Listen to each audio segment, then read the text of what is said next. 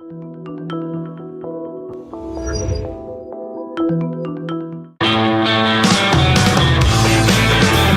is the Gerry Callahan Show.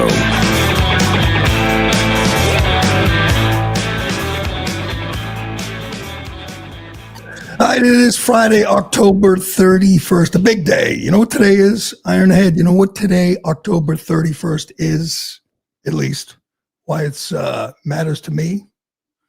Why it matters to you? You like dressing up?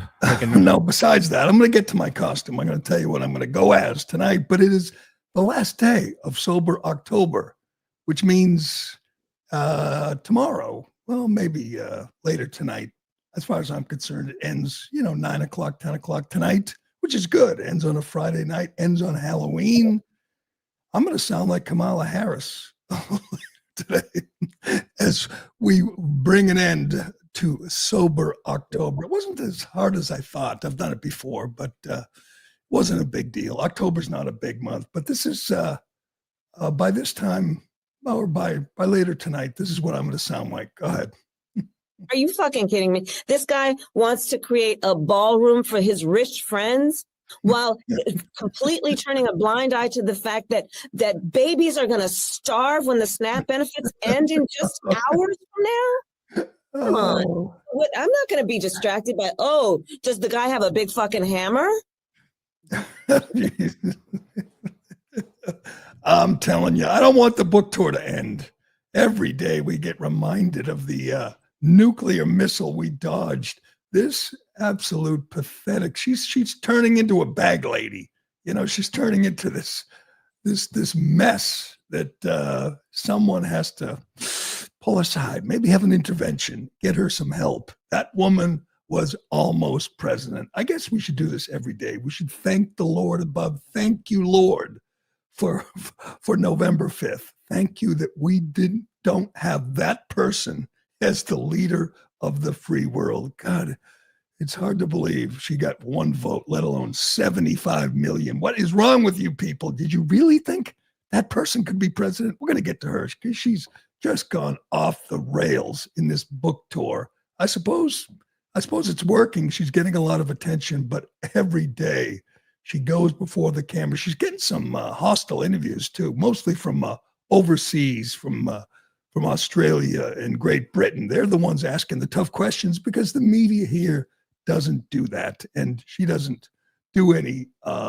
interviews with people she knows will ask real questions. But I think I have my costume. I don't know if I'm going to be able to pull this off, Ironhead, but I'm going to try. By the way, J.D. Vance says his Halloween costume is going to break the internet. Man, that's a tease. We don't know what JD's going to go as tonight. I assume he's going to take his kids, he's got little kids, take them trick-or-treating. But he says he's going to dress up, and it's going to be a banger. I'm predicting he's going to go as that meme, that weird meme of him where he's got a big fat face, and he's bald, and he's goofy looking. Somehow, he's going to dress up as that, and that will be spectacular. But I don't know if I can do this, but I'm going to try. Here's my Halloween costume. There it is. The face of the Democrat Party, the face of the resistance. This hideous woman is everywhere. If you haven't been paying attention, her name is Jennifer Welch. She's a former Bravo star. She lives in Oklahoma. And she is just the nastiest, most loathsome character, just an absolute monster. She's the one mocking Charlie Kirk. She literally went on her podcast, which is exploding. Democrats love her. She's everywhere. I just watched a promo on CNN this morning promoting their Saturday night show, primetime show. The star, the host, this hag, this woman is a CNN star. She's everywhere. She was on Pod Save America, which is the #1 liberal podcast with the former driver for Obama. He's the host. He puts her on, and he just laughs hysterically as she just goes off the rails, calling Trump people, J.D. Vance and Stephen Miller, gay. That's her insult. That's where we are right now. The biggest voice, the most prominent voice in the Democrat Party is taking to the airwaves, taking a podcast, and mocking Trump guys mocking Stephen Miller and J.D. Vance for being gay. Yeah, that's okay now, I guess, in 2025. Here is the newest star of the left, the newest darling of the Democrat Party, Jennifer Welch, yesterday. Go ahead. And then you get to J.D. Vance, who is a failed drag queen. You know, he is a failed drag queen. He wanted to be a drag queen. He couldn't do it. He wasn't fabulous enough. He goes off to Peter Thiel's gay boot camp in Silicon Valley, and he comes out like a sociopathic, queer-eyed freak show. You know, he'd be so much cooler if he'd just come out. And, you know, I have this whole theory, Tommy, that in the MAGA movement, there's a group of DL demon queens. And I think that a lot of them are mad that they can't come out and feel pride. And so they browbeat everybody all day long. And then they get on Grindr at night and then they go do gay stuff and they wake up. But I think they think like the Mike Johnson of it all. He's such a nut evangelical. I think he thinks, okay, I can't stop doing gay stuff. But if I make America Christian nationalists, then I'm going to curry favor with God. I grew up in a red state around all these evangelicals, and they think shit like this. What is she talking about? Did I miss something? Why is J.D. Vance a failed drag queen and Mike Johnson's gay? That's where we are right now. That guy, Tommy, Obama's former driver, is a huge star to Democrats, to liberals. They love him. And he's fake laughing, cackling, as this woman calls the vice president a failed drag queen. When did that happen? Did I miss that? Where J.D. Vance was attempting to become a drag queen? Well, anyway, that is the new voice, the new face of the resistance, Jennifer Welch, and they love her. Again, she mocked the death of Charlie Kirk and said, encouraged more violence from the left. So if you're, just kicking back, watching TV tomorrow night, maybe between football games, that woman will be hosting a show on CNN, a big show, a primetime show. That's their woman. That's that hideous beast. By the way, what happened to her face? What is that? Is that Botox? Is that plastic surgery? She's like malformed and struggling to keep the face from falling off. Oh, glad I'm not on her team. That's all I could say. Imagine being on her team. Imagine being out there and attacking Republicans because they're gay. I guess that's okay now. All right. We got so much to get to on this Halloween, October 31st, one day before the end of SNAP benefits. We've been talking about this all week. And it is amazing. The shutdown has now gone on for a month. The Democrats shut the government down. They called it their only leverage point. That's what Catherine Clark said. That's what Chris Coons said. This is our leverage, shutting the government down. They've had the chance to open up the government. They voted against it 13 times. The people, the public, even the media is admitting it is a Democrat shutdown. It is the Democrats' political strategy to shut the government down. They had the chance to pay the troops. They voted no. They had the chance to pay the TSA, other government workers. They voted no. They don't care about the people, air traffic controllers, soldiers, military. They don't care. This they care about. Finally, their core demographic, their base, is going to be affected beginning tomorrow when SNAP benefits run out. When 42 million people, Americans, immigrants, illegal aliens, fraudsters, crooks, are kicked off SNAP and they have to actually buy their own food. We'll get to those fine folks. But I find this amazing. We have learned, thanks to the Democrat shutdown, that the food stamp program is one big boondoggle. I mean, we went through all the numbers yesterday, and it's mind-blowing. You can look this up. In the year 2010, 15 years ago, there were 17 million people on SNAP. Now there are 42 million. The spike in SNAP cases and people and food stamp recipients coincides with the open border. Joe Biden opened the border, flooded the country with illegals, put them on SNAP benefits, put them on food stamps, public assistance, because that was the goal all along. They don't care that they're illegal. They don't care that they're able-bodied, healthy young adults. It doesn't matter. The more people dependent on government, the better, according to Obama, Biden. That was their approach, and they sure did it. You know, they didn't just threaten to do it. They did it. They imported millions of people and put them on public benefits. And now there's the possibility that they might be interrupted for a few days. They won't lose their benefits forever, but there might be a few days where they don't get their benefits. That's good. It is time to start over. It is an opportunity to eliminate fraud, waste, and abuse, to turn back the damage they did. Again, we need to change this. If you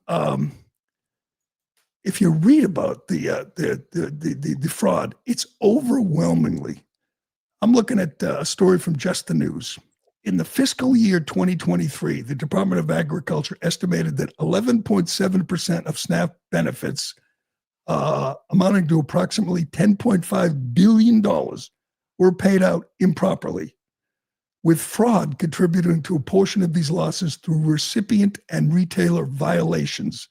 It goes on and on. This is under Biden, where they had no interest in uncovering fraud. But it was rife. In the first quarter of 2024, again, Biden's still president, nearly 177,000 fraud incidents were reported across 46 states, with New York alone experiencing over 16,000 cases, often involving EBT card skimming and cloning. The New York Post had a story about this. They take the cards, they sell them, they send the money back home, they buy drugs or tattoos or whatever. The fraud is out of control, and nothing would have happened if not for the Democrat shutdown. So here we are, on the eve of people losing their benefits and threatening to take action, to riot, to loot, to steal, to shoplift. That's their answer. And as I watched this unfold, I thought, how did we get to this point where you have so many healthy adults frauding the system and proudly taking to social media, getting on their iPhones and saying, you can't do this. You can't stop my food stamps or I will take action. The idea that you should be that bold, that brazen, is so bizarre. You should be, and I know I talked about this yesterday, I've talked about it many times, you should be grateful. The people you see on the street, your neighbors who are working hard, paying their taxes, they're the ones paying for your food. They're the ones paying for your junk food and your Dr. Pepper. There should be some sense of gratitude. And you know what else? There should be a stigma. There should be some sense of shame. Where did we get to this point that being on the dole, being a burden to your neighbors, is something to be proud of, something to be defiant over? Like, you can't stop giving me things. Damn you, I'll riot, I'll steal, I'll cause a problem. How did we get to this point? I always think of the scene from the movie Cinderella Man, James Braddock, heavyweight fighter, just a humble guy, and he's down on his luck. It's the Depression. Russell Crowe plays James Braddock, and he's forced to go to the welfare office and get just some money to pay for food to feed his kids. And then he hits it big. He's a championship fighter, a heavyweight, and he makes some money. And you know what he does? He goes back to the welfare office and he pays them back. It's a great scene. But what's wrong with that? He was embarrassed that he had to beg, hat in hand, but he had no choice. And then when he made some money, he went back and said, here you go. Here's the money back.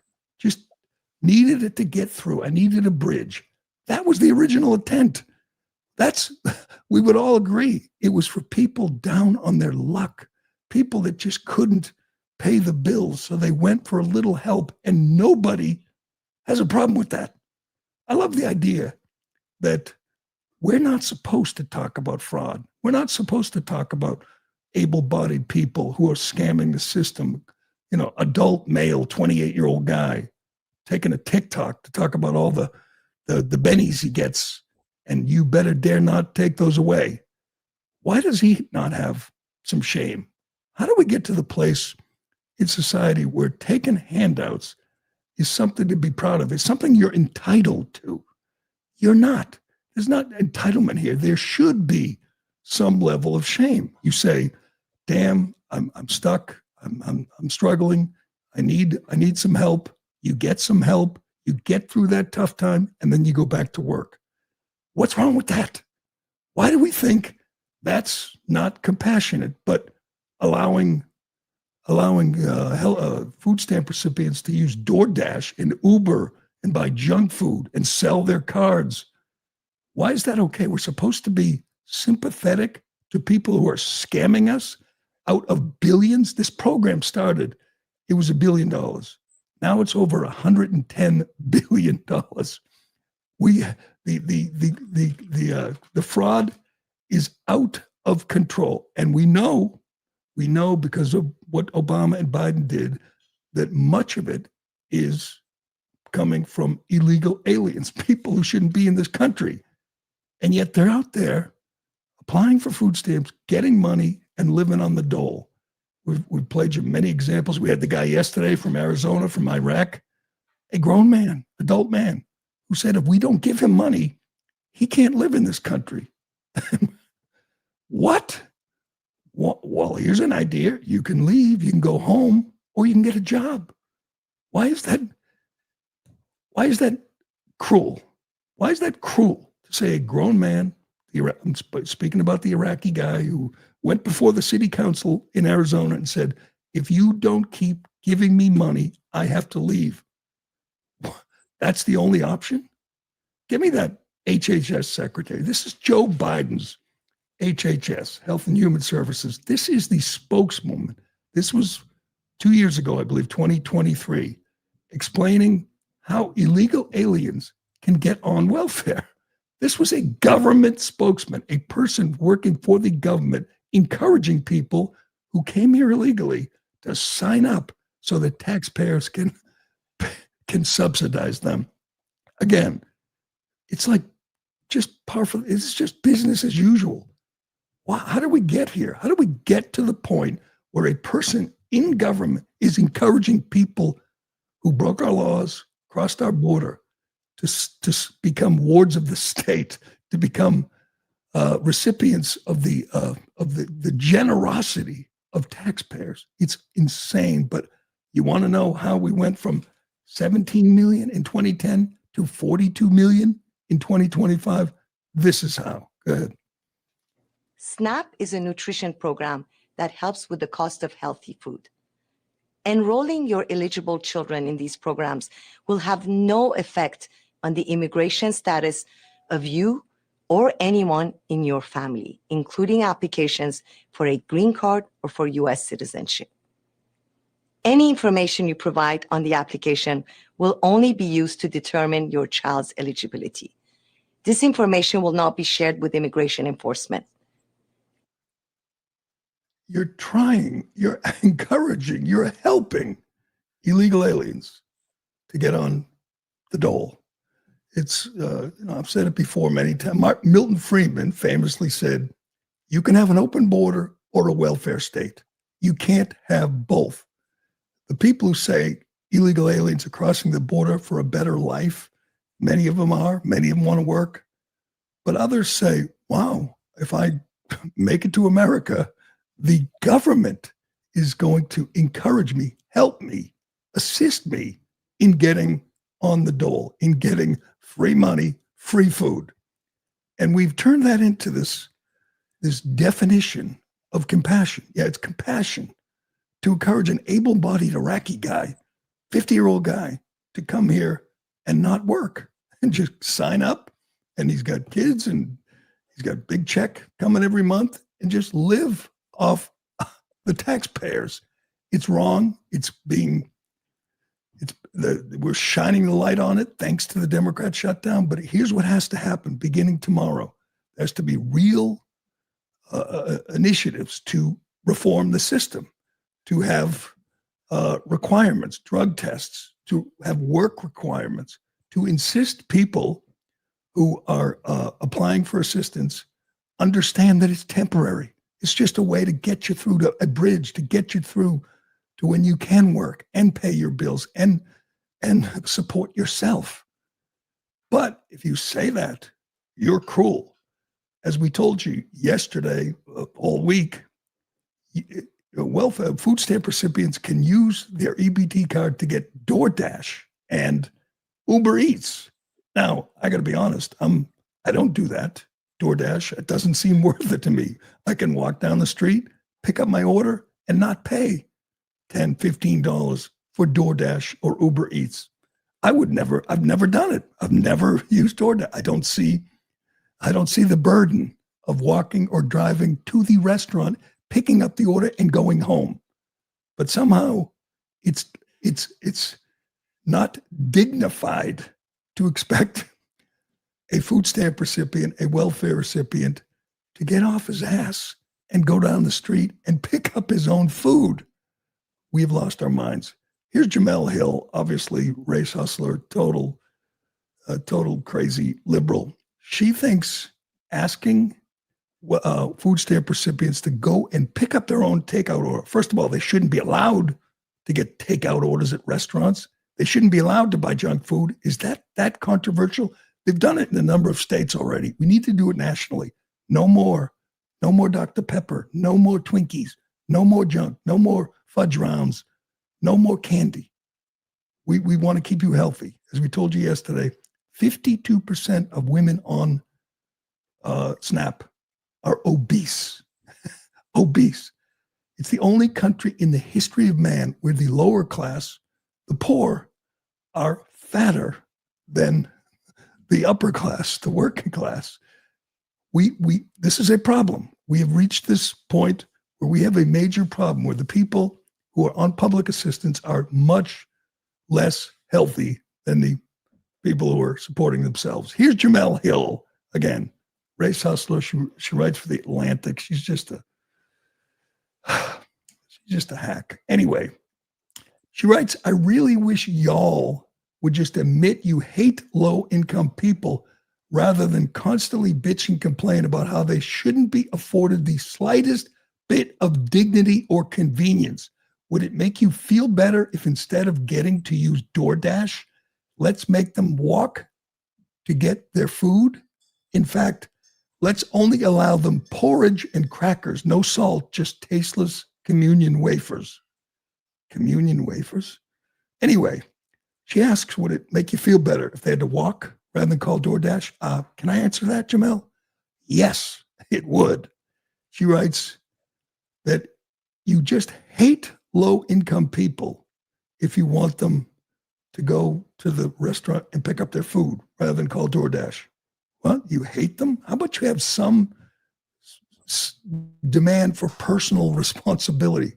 She thinks it's dignity to stay on the couch, pick up your iPhone, call DoorDash, maybe get off the couch and go to the door and grab your DoorDash. That's dignity. That's where we are right now. If you're a Democrat, if you're a liberal, if you're an idiot like Jemele Hill, you think it's affording dignity to a poor person to allow them to buy junk food and call DoorDash or Uber Eats. That's not dignity. It's just the opposite. It's just the opposite of dignity is getting off your ass and walking to the restaurant. Dignity is buying food, healthy food, food you need. She asks, do you just want them to have porridge? No, but I want them to have, vegetables, rice, potatoes, chicken, and not Hostess cupcakes. Is that dignity? Allowing them to fill their cart with junk? That's dignity? They've lost the plot here. It's amazing that if you say anything, if you say, we need some standards here, we need work requirements, we need people, we need to drug test them, we need requirements before we just give you people's hard-earned tax money. Oh no, that's cruel. That's cruel. You can't do that. The SNAP benefits began, I want to get the exact date. It goes back to 1939, but it was made permanent in 1964 with the Food Stamp Act. It was renamed because that was stigmatizing, food stamps, in 2008. But before that, what do you think happened before 1939 or before 1964, before we had 42 million people? What happened? If someone was poor and they were struggling and out of work, you had food pantries, you had soup kitchens, you had churches, you had neighbors. We went, 200 years without food stamps. And I think we did okay. We certainly didn't have this program certainly wasn't devised for illegal aliens who came here illegally for this purpose. That's why they came here, because they knew there was free stuff. But we need to end that. That's the least we can do, is end that. No more welfare, no more food stamps for illegal aliens. As we told you, 54% of illegal alien households are on some form of public assistance. What? How is that possible? Who's for that? I mean, I understand Democrats want the votes, but who thinks that makes any sense? You want to stop the invasion? I mean, Trump has done that, but the first thing you do is shut off the spigot. You say no more free stuff. You want to come here and work and, do construction or drive an Uber, that's one thing. You want to come here and immediately sign up to be a burden for the taxpayers, that's quite another. I want to get to this story about out of Massachusetts. And again, I'm hung up on this, but the sense of entitlement, the lack of stigma involved here. Again, if you say that, there should be a stigma. There should be some shame. You're shouted down. You're a monster. You're cruel. So you think someone, a grown man, an adult man, an able-bodied man or woman who just wants to take the easy route and sign up, you think asking them to work is cruel? Is that where we've reached? A 30-year-old guy or a 50-year-old guy, the guy from Iraq, you want him to work? That's cruel? You want him to earn his own money? That's cruel? But we have reached this point, I don't know when it happened, where there's just no shame, even for the people who are threatening to shoplift and loot tomorrow. They go on social media and say, yeah, I'm going to steal. I'm going to shoplift. If you stop giving me money, I'm going to shoplift. How do we get here? Here's a scene in a market basket in Bridgewater, Mass. And I don't know why, but it just blows my mind. You have two women who went into Market Basket, a grocery store in Massachusetts, and just loaded up their bag, not their shopping bag, their own bag, with lobsters, ribeye, and truffle butter. They tried to steal. They tried to shoplift. They got caught. These are the employees who are stopping them. Now, I don't know, maybe I'm old, but I seem to recall that if you got caught stealing, your first move was to make a run for it. Maybe your second move was to lie and say, oh, I did it by mistake. What do these women do? They start unloading on the employees. They're literally swinging. Here it is, punching, swinging at these poor grocery store employees who just want to do their job, say, you can't take those lobsters. Sorry, lady, you can't steal our truffle butter. But no, it's the employee's fault. And they literally assault them. There they are, punching them. Our shoplifters have no dignity anymore. Look at her, just trying to pummel them. These are two sisters, a duo, two sisters, Olivia Bird and Rajan Bird. They are facing all kinds of charges: assault and battery with a dangerous weapon, assault and battery, shoplifting, disorderly conduct. They were arrested, booked. They're about what you'd expect. One of them, the police report says she's 5'4", 211. So a couple of big girls, big women. And they get caught, and this is how they react. Attacking the employee. Who put that idea in their head? I don't know, maybe it's me, but I just find it fascinating that you can't even get caught stealing and show a little remorse, a little regret, a little shame? No, you're going to assault the employee and blame them because you got caught. Get ready, because that scene right there, I think that may be coming this weekend, and it's going to be wild. We'll get to that. We got much more here. We got to get to Kamala Harris's book tour. Man, it's better than I thought. It really is. She is just gone off the rails. She's not handling the tough questions well. And J.D. Vance found himself in a little hot water because he said something really kind of crazy, maybe even xenophobic. He said if a new person moved in next door, he would hope they spoke English. Yes, you heard that right. You heard that kind of bigotry, that kind of hate from the vice president. We'll get to that and more, but first. Excuse me. If there's something all of us can believe in, it's hard work, self-reliance, and showing up for the people who count on us. You know, kind of like President Trump, just going hard 24/7. The difference is Donald Trump doesn't need sleep. You do. I do. It's the most important thing to good health. I was in a horrible cycle that had no end in sight. I knew I had to find something to break me free of that cycle. That's when I found Beam's Dream Powder. Beam is proudly founded in America and run by people who share our values: hard work, integrity, and delivering results. It's a healthy nighttime blend packed with science-based ingredients shown to improve sleep so you can wake up refreshed and ready to take on the day. Dream is made with a powerful blend of all natural ingredients: reishi, magnesium, L-theanine, and melatonin. Here's the deal. Beam is giving my listeners the ultimate Patriot discount of up to 40% off. Try their best-selling Dream Powder and get up to 40% off for a limited time. So with my discount code Gerry, G-E-R-R-Y, you can get the best-selling Dream Powder for just $39. Go to shopbeam.com/Gerry. Use code word Gerry at checkout. That's shopbeam.com/Gerry. Use code word Gerry for up to 40% off. You know, I should congratulate her, first of all, because it's selling. Kamala Harris's book, what do you call it, 107 Days? She's doing better than Corinne Jean-Pierre is doing. That's for sure. And I understand why, you know.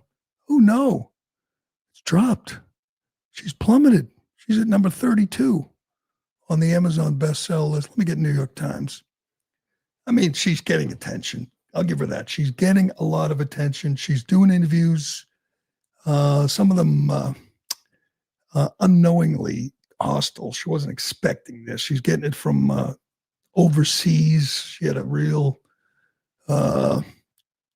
adversarial interview with Australia and the UK, but she's not handling the pushback well.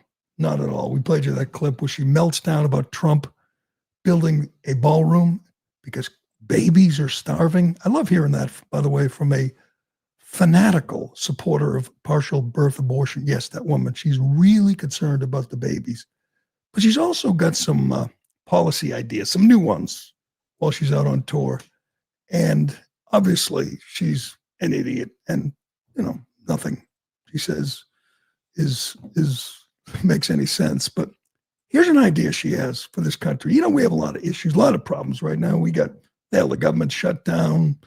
You know, Trump's trying to bring manufacturing back. We're trying to round up 20 million illegals that she had and let into the country. She has an idea on how to fix the country. It's lowering the voting age. She has almost reached the point where she's a cartoon. It's satire. This is a skit, a Saturday Night Live skit when they used to be funny. Here she is. I'm not sure what's in that cup she's got in front of her, but here she is proposing that we let 16-year-olds vote. Do you know any 16-year-olds? Do you think they should vote? You know, the biggest mistake we ever made was lowering it to 18.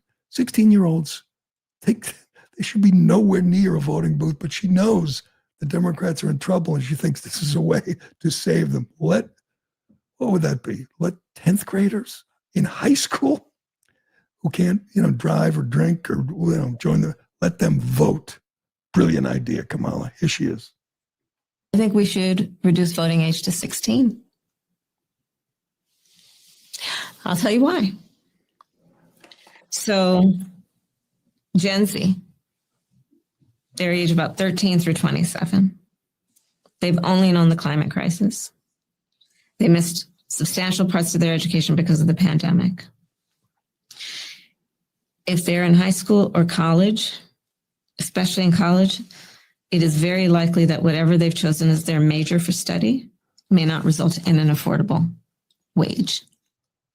They've coined the term climate anxiety to describe fear of not only being able to buy a home, but that fear will be wiped out by extreme weather, but fear of having children.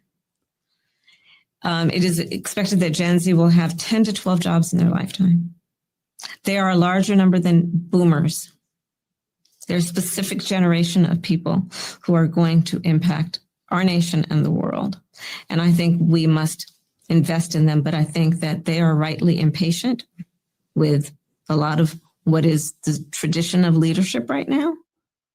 And if they were able to vote, because they know everything that's happening right now is going to impact them more than anybody older than them for the most part. So because people like her, and obviously all Democrats and Bill Gates and John Kerry and Greta and have lied to children and told them they're going to die if they don't stop using, plastic straws, because they've lied to them for years, filling these kids with angst and anxiety. We should let them vote because of climate anxiety. So she comes up with this made up thing, climate anxiety, and says, because they have that, they're afflicted with it because we pushed it on them. We brainwashed them. Now we should let them vote. 16-year-olds, that could be the single dumbest idea this dummy has ever had. And I guess the host is just looking at her like, oh yeah, good idea. 16-year-olds, people who, go look at a 16-year-old today. Tell me you want that person to vote. She just knows that they've succeeded in brainwashing them, and they would just go like lemmings to the polls and say, yeah, Democrats, they're going to stop the extreme weather. That's what we have to do. Vote for Democrats and they'll change the weather. It's up, lady. It's over. The jig is up. We're done with that nonsense. We're done. No one's buying into it. No one believes it. We are moving on, and we're moving on for you. Everybody's convinced she's running in 2028, and I am too. She's running. You know why? Not because anyone's encouraging her to run, not because she'd make a good president. She has nothing else to do. That's why no one's hiring her. She can't go into TV. She can't go on corporate boards. No one's paying her to speak. Lots of politicians step back and make money. They go into the corporate world on boards, speaking engagements. She can't do any of that. She's not even capable of hitting the speaker circuit and selling out, a small high school gym. She has no choice. She has to keep that possibility alive.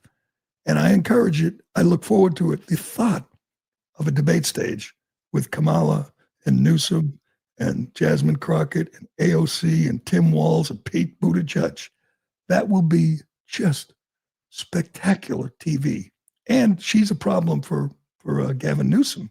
I mean, they're both these phony, California Democrats who will not play across the country. She's going to take votes away from greasy Gavin. So I'm all in. She'd be a terrible president. She was a terrible vice president, a terrible candidate, but she has nowhere else to go. She's like Zach Mayo in Officer and a Gentleman. She's got nowhere else to go. She's got nothing else. So she is going to run, and it's going to be spectacular. Let me get to give me that Canadian. This is what your country would look like today if last November 5th, if 1 year ago, more people had showed up for her, if they had pulled the lever for her and not Trump. I don't know why, but I find this fascinating. This is the top general in Canada, our ally. We used to think, close ally, like-minded people. They've gone fully woke. They've gone, insane up there, which is why Trump never misses the opportunity to dump on them, because they hate him and they hate the direction our country is going. Their country's going the other way. They're going backwards, baby. They're going back, doubling down on all the woke insanity. Their prime minister is like a climate change nut, still pushing that nonsense. We have moved on. They have not. Here's the top general breaking down in tears because of, you guessed it, systemic racism. Check this out. Systemic racism, racial discrimination, and harassment are an affront to these values, and yet we allowed these injustices to occur and fester within our ranks. Therefore, on behalf of the Canadian Armed Forces, I offer my most sincere and deepest apologies. I apologize to every CAF member, veteran who experienced racism, discrimination, and harassment. And I acknowledge we failed you. Are you crying? See, women are too emotional to be generals. She's crying over systemic racism. First of all, if you're just listening, she looks about how you'd expect. She's got like dyed hair, glasses. She looks weak. That's the Rachel Maddow if she dyed her hair. Yeah, this is a little older, but yeah. She's the top general in the Canadian military, and she's breaking down in tears because of systemic racism in the military in Canada. That is what we dodged. That is what lost in November. That is what lost in this country, which should give us all hope. Instead, we have Pete Hegseth standing up and saying, that shit is done. We are in such better shape. I can't believe that's a general. People are taking orders from her. They could go to war and she would be leading the effort, leading the charge. God, they got problems up there in Canada. All right, let's get to JD. I want to get to JD because I love JD. JD, as we talked about the other day, JD at that Turning Point event in Mississippi at Ole Miss was just incredible. This was a sitting vice president who stood on stage and took questions from anybody. Compare that to Kamala Harris. She can't even handle The View. He went before a whole long line of students, and a number of them were hostile. They were asking about, immigration and religion, and he just took all comers and handled it without notes, without a script. I've never seen that before. Never seen that from Kamala Harris, Joe Biden, Mike Pence, Dan Quayle, you name it. They just don't do that. Hell, congressmen don't do it. Mayors don't do it. The vice president did it, and it was great. And he has, in his own way, he has no filter. He's Trump-like in that regard. He's confident. He's smart. He knows he can handle the media. He knows he can handle, a bunch of students asking questions. And he just steps to the mic with confidence and answers the questions. Well, he answered a question about, was it immigration and how you would feel if a family, a big family, moved in next door and they couldn't speak English, which is a problem in a number of communities because, as we know, the Biden administration has flooded communities with illegal aliens who can't speak English. We've seen truck drivers who can't speak English. And he says, that wouldn't be good. You want to be able to have a common language with your neighbor. This pissed off Democrats, the media. This was xenophobic. Here's the vice president. Who's out of the house is actually evicted from the house because there are people who are going to pay more for rent. And then what happens is 20 people move into a 3-bedroom house, 20 people from a totally different culture, totally different ways of interacting. Again, we can respect their dignity while also being angry at the Biden administration for letting that situation happen and recognizing that their next door neighbor is going to say, well, wait a second. What is going on here? I don't know these people. They don't speak the same language that I do. And because there are 20 in the house next door, it's a little bit rowdier than it was when there was just a family of 4, a family of 5. It is totally reasonable and acceptable for American citizens to look at their next door neighbors and say, I want to live next to people who I have something in common with. I don't want to live next to 4 families of strangers. And the fact that we had It's amazing that is controversial, that saying that you don't want 20 people living next door who don't share your language, who don't share your culture, your values, your principles. That's a problem. Obviously, if you're working at NBC or New York Times, you don't experience that. But do you think the people in Springfield, Ohio, in Minneapolis, in Dearborn, you think they experience that? Having a family or many families next door who can't speak English? Here's how the USA Today responded to that comment. This is someone named Rex Hupke, USA Today. J.D. Vance has added a flatly segregationist twist to his broadly unlikable personality, arguing that it's, quote, totally reasonable and acceptable for Americans to not want to live next door to people who speak a different language or come from a different culture. So that's segregationist, and he's unlikable because he doesn't want to live next to people. Who wants to live next to someone who doesn't speak your language? They could be the nicest person in the world. You can't communicate. That's not a good thing. That's a bad thing. God bless Vance for not caring. No filter. Just answers the question honestly, and we all understand where he's coming from. But it upsets the left. Vance seemed to forget that people can hear what he's saying when he speaks out loud that America is fundamentally a nation of immigrants. Immigrants who assimilate, who learn the language. That's not what they're doing. Give me one of the final campaign appearances for your next mayor of Minneapolis, a city, Midwestern city, big city, important city. They're about to elect an Islamicist, just like New York City, although this guy's not nearly as charismatic or articulate. In fact, he struggles with the language. There are a lot of people in Minneapolis, in Minnesota, in Michigan, who have neighbors who don't speak the language. It's a problem. Here's one of the final campaign appearances for this guy, Omar Fattah from Somalia, who's the Democrat nominee, who's going to be mayor of Minneapolis. Here's him in front of the cameras, in front of the media, at a final appearance before election. Check it out. Yeah.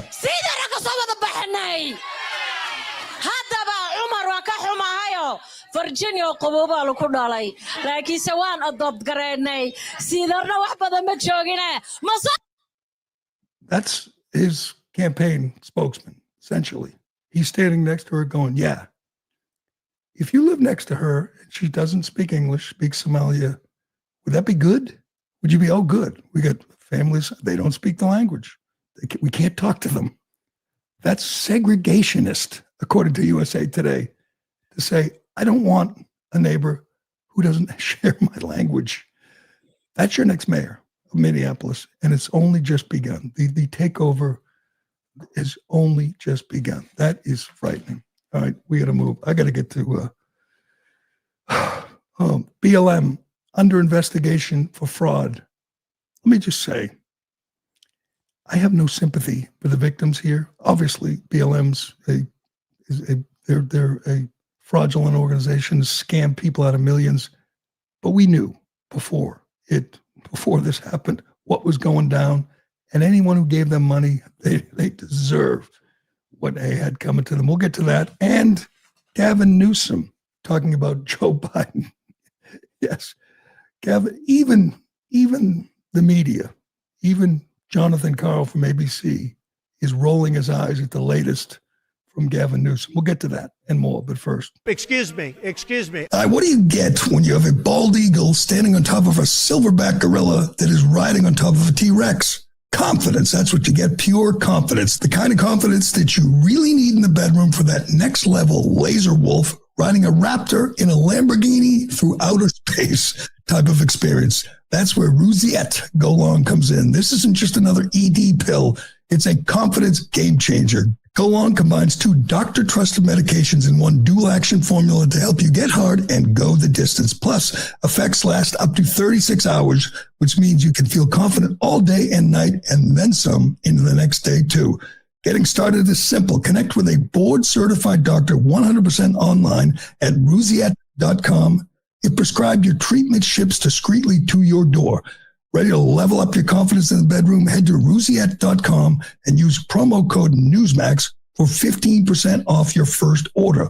That's Rusiette.com, code Newsmax. Make sure to use my code so they know we sent you.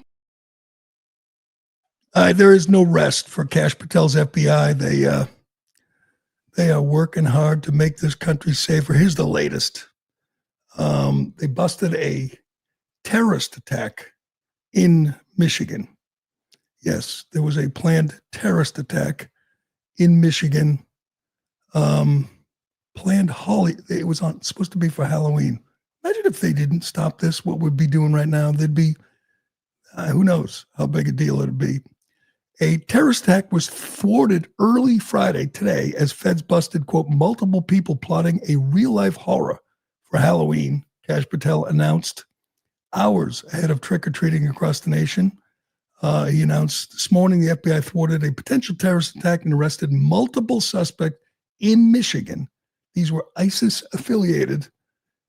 We had undercover FBI guys who busted them. FBI spokesman said members from the FBI were present in the cities of Dearborn and Inkster this morning conducting law enforcement activities. The details are unbelievable. They were trying to, acquire weapons and explosives, and we'll get more details, but that almost happened on Halloween in Michigan. And they're also investigating Black Lives Matter. This is from the New York Post. The Justice Department is reportedly investigating allegations that leaders in the BLM movement defrauded donors out of tens of millions of dollars during the 2020 protest over the death of George Floyd. They scammed people out of $90 million. We've talked about them before. They're just total flim-flam artists. They buy real estate. They bought homes in L.A. and in the Bahamas. I don't care about this. We knew they were scam artists. We told you that. When celebrities were writing big checks, what's his name? John Cena gave him like $1 million. Steve Carell. We knew they were scamming. We know they don't care about Black lives. We know they don't go into Chicago or Baltimore or anywhere where Black kids are dying. They don't care about them. They came up with this myth that police are racist, and they scammed these people, these idiot liberals, out of giving them money. And, maybe they'll face charges, but I certainly have no sympathy for the victims in that one. Let's get to Newsom. Again, we're going to do Newsom every day. He is out campaigning hard for president. He wants it so badly. Feels like a little early to be pushing as hard as he is. And it also feels like, doesn't he have a job? Isn't he supposed to be running California, which is a disaster? But no, he's out there every day, literally campaigning for president in October of 2025. The election is 3 years away. Hell, the primaries are 2.5 years away, but he's ready to go, and he's working hard. He sits down with Jonathan Karl from ABC, who is a hardcore Democrat, a hardcore liberal. He's got a book, I guess, about Trump, and he asks about Joe Biden. Now, we can all agree. I don't care if you're a Democrat. Joe Biden. We've gone over it. He was a disaster for you, for us, for the country. He wasn't running the country. He was President Autopen. He was feeble. He was out of it. The people around him were running the country. It was a stain on this country by any definition. The worst president we've seen in my lifetime. Just a disaster. But no, Gavin Newsom wants you to believe he was great, and he says he's sticking to that. So he's going to be on campaign trail. He's going to be out there telling you how great the Biden administration was. That's his plan. That's his strategy. Check this out. And we'll continue to build on the legacy, I would argue, of our former president, who I think was one of the most successful presidents in the last century, and that is Joe Biden. And I will defend that till my grave in terms of the Chips and Science Act, the infrastructure bill, the work he did on the IRA, the fact that he had a worker-centered industrial policy, and the fact that those are the right policies for this country. They're all getting undone, right? I mean, everything. A lot of them, but not, well, many aspects are being celebrated by the Trump administration as his. the greatest president of this century, meaning better than Obama, Gavin? You stick with that. And he mentions things that were a disaster. The Inflation Reduction Act, inflation went up, way up. We know there was a big Green New scam. Here's Jonathan Karl's reaction. That is perfect. Even Jonathan Karl is looking at him like, are you nuts? The greatest president of this century? Joe Biden? That's what he's going to say on the campaign trail for 3 years? That Joe Biden was a huge success. Joe Biden can't even get money for a library. He can't get anyone to pay him. He can't get the VFW to pay him to speak. He's a disaster. He's a failure by any definition. Trump is undoing everything he did, and that is a good thing. And Gavin Newsom's going to stick to his guns. Get ready. This sleazebag is going to be out there every day begging. He's begging to go on Joe Rogan. He's right now calling all these media outlets, podcasters. Can you have me on? When he's supposed to be running the state of California. Man, I'm here for it. Keep going, Gavin. You got it. You're the man. You're going to win. You're going to beat JD. Do we have any word yet on JD's costume, Ironhead? I keep looking. JD said, according to Benny Johnson, his costume is going to break the internet. There's no update on his costume, but did you see that last night? Trump put another candy bar on someone's head. Yes, he did. I saw that. Trump's unbelievable. After all that he did in Asia, you think he might take a night off, take a rest, kick back, not even put a suit on, watch some golf or something. But no, he's out there giving candy to kids at Halloween. And Joe Biden, Gavin Newsom's guy, this was the day that Joe Biden tried to eat the kid's feet. They brought a kid up with a costume and he put the kid's foot in his mouth. That was our last president. This guy, puts candy on kids' heads. And there was one costume that won the day. A kid in a wagon came as the window at a McDonald's with the McDonald's arches and the whole deal. That was the costume of the year so far. But we'll see what J.D. Vance has planned today. He's got something planned. He's got something up his sleeve, a costume that's going to break the internet. We will see. But we will leave it there for today, and we will be waiting and watching. There it is. McDonald's drive-through window. Just a little kid in a wagon. That is a great idea. I've never been into that, making a lot of effort for a Halloween costume. Even as a kid, I don't ever remember putting a lot of work. Just throw a mask on and go get some candy. But anyway, we'll see what JD has planned, and we will see what these angry food stamp recipients have planned for tomorrow and the next day and the next day. Democrats are in full panic mode. They didn't care about the troops, didn't care about the TSA, but man, they care about these people who are receiving food stamps. These are their people, their base, and they are angry. And we will see how it goes this weekend, and we'll be all over it next week. But that will do it for today and for this week. Thanks for watching. Thanks for listening. I'm Gerry Callahan. This is the Callahan Show, and we will do it again next week. I mean, shutdowns are terrible. And of course, there will be, families that are going to suffer. We take that responsibility very seriously. But it is one of the few leveraged times we have.